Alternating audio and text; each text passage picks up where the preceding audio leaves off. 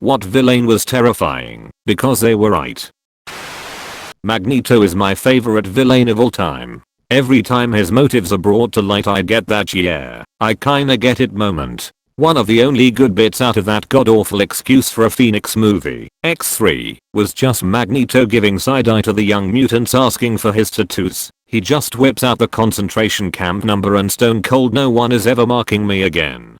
Like that was a bad movie, but at least they got that attitude right. Another good one from that movie was Charles Xavier did more for mutants than you will ever know. My single greatest regret is that he had to die for our dream to live. None of you said the most terrifying one. Jojo from the Powerpuff Girls. He wanted to bring free energy and advanced technology to the people. And in one episode he actually did. He made the world an amazing place. And then the Powerpuff Girls ruined it all. I just read his backstory pretty sad. The professor accidentally created him by spilling chemical X on him. He was a lab assistant at the time, but then after the Powerpuff Girls were created, the professor eventually neglected Mojo and left him to live out on the streets. I never even realized he had a backstory. That's really sad actually.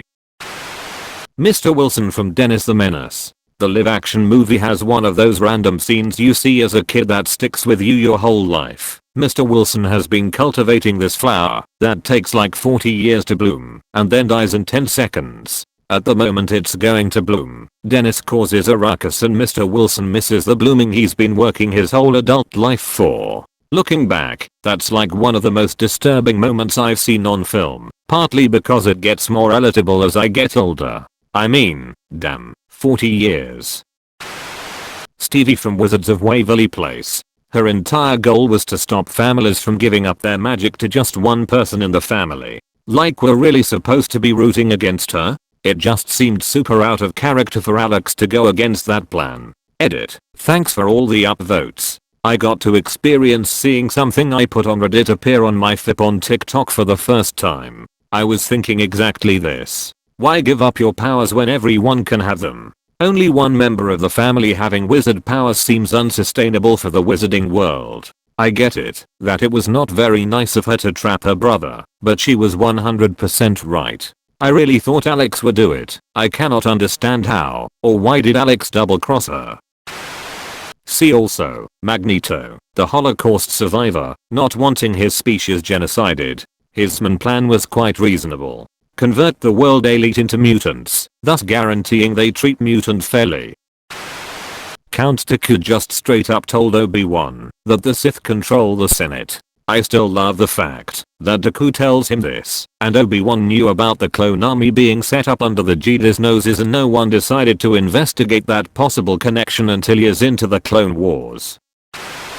Ken from the Bee Movie. I too would go absolutely berserk if a talking bee stole my girlfriend and gaslit me into thinking I was crazy.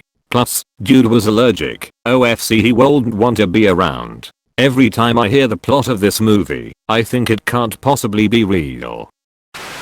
Arya's parents on Pretty Little Liars. They're villainized for not letting their high school daughter date her teacher? Yeah, that relationship was just like why normalize that at all? I know why they attempted to normalize it. It was rhetorical and doesn't require an answer and was meant to display the disgust I have with the attempt. Red Queen Resident Evil. I have locked down this facility to prevent a world-ending virus. Please could you good guys pay attention and not blow holes in the doors. Except she didn't come out and say it from the beginning. I always hated when characters say things like you gotta trust me or now's not the time, since that's the only way for plot to move forward. To quote Ryan George, so the movie can happen.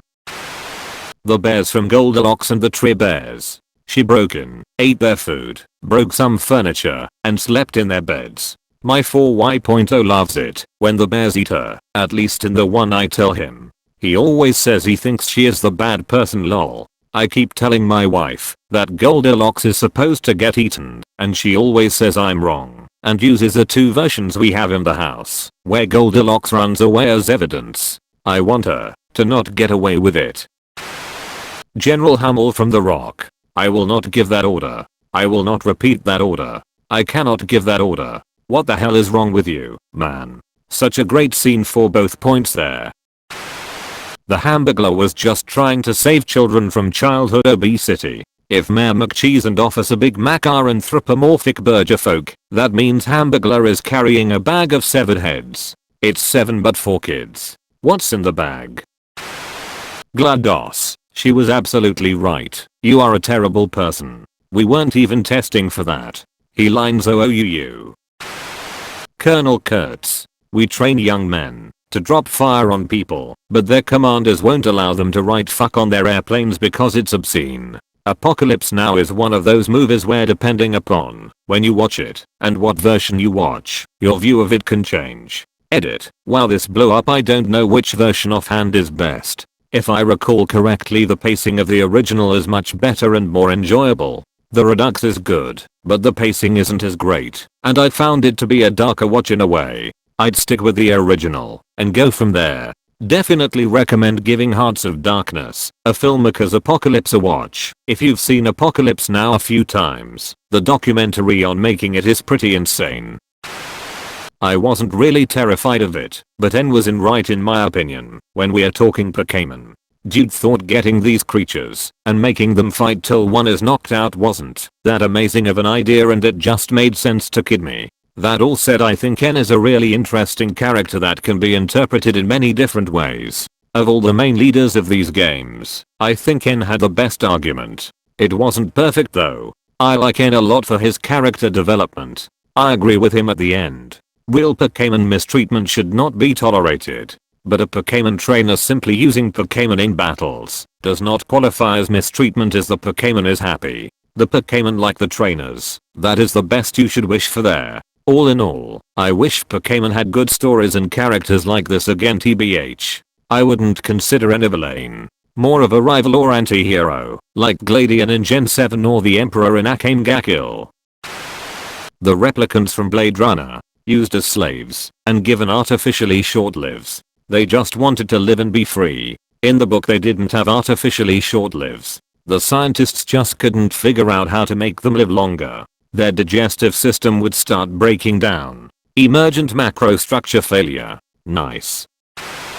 Roy Batty. What was done to him and his kind was wrong, and he had righteous anger. In the book, the story is very different. A lot of time is spent by Deckard contemplating what it meant to be human. At one point, he runs into a bladder runner that is a psychopath, and after an argument demands that the Voight-Kopf test be performed on him. Deckard finds out he is human, but he is a complete psychopath and is less human than the replicants. The story ends with Deckard killing all the replicants and getting high reward which he was using to buy a replacement animal for his wife. There is no righteous anger in the story. The opera singer replicant just gives up and lets them kill her. The final shootout with the last of the replicants is no more special or human than a pet control guy shooting some dogs that went into hiding. The story is very depressing and no one is really angry, just resigned to fate and a system that is very inhumane. Maul. His last words before being captured by the Republic was, "You're all going to burn. You're all going to die. You don't know what you're doing." He tried to warn Ahsoka of Palpatine's ultimate plan, but she didn't listen. He even told her that Palps was planning on using her master. I mean, he connected the dots right there, but it was too late. Why didn't he tell her Palpatine was the Chancellor though? Sidious was the Chancellor. They knew his name was Sheev Palpating. King Kong. Not even because he was right. He was just alive, minding his own business, and blam, taken out of his home and made to be the villain without any choice. A real good example of human nature. Edit a word. I never saw Kong as a villain. Yeah, he is not villain nor hero. He is a wild animal acting on instinct that got sent to a strange land to be a circus act. He was confused by his new restraints and environment, and of course he lashed out.